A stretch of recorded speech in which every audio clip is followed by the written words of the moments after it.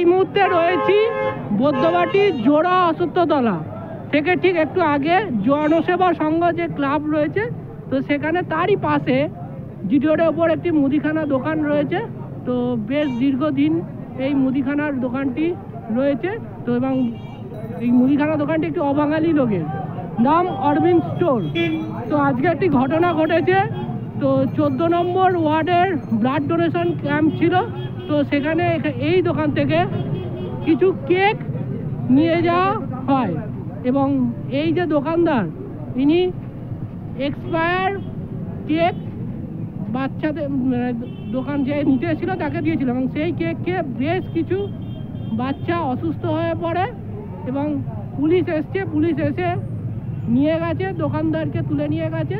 তো বাংলা পক্ষ সবসময় বলে যে বাঙালির দোকান থেকে কিনুন, অরবিন্দ স্টোর দোকানের নাম, এবং বাংলা পক্ষ সবসময় বলে যে বাঙালির দোকান থেকে মাল কিনুন এবং বাঙালির থেকে ব্যবসা করুন। বাংলার পুঁজি, বাংলার সব কিছু বাঙালির হাতেই যেন থাকে। আজকে এই ঘটনা আপনাদের চোখের সামনে দেখতে পাচ্ছেন, বহু লোকের সমাগম। তারা একটাই ন্যায্য দাবি, যারা অসুস্থ হয়েছে তাদের যেন তাদের সুস্থতার জন্য অর্থ দেওয়া হয়। কিন্তু অর্থই তো সব নয়। যে বাচ্চাগুলো শরীর খারাপ, শরীর অসুস্থ হয়ে গেল, আজকে তাদের কি হবে? তাদের দায় কি আর নেবে? তাদের শরীরের ক্ষতি যে হয়ে গেল, সেই দায়টা কি কেউ নিতে পারবে? তাই আজকে বাংলা পক্ষ তরফ থেকে আমি এসেছি এই মুহূর্তে। এই যে বাড়িটি সামনে রয়েছে, এই বাড়িরই লোক।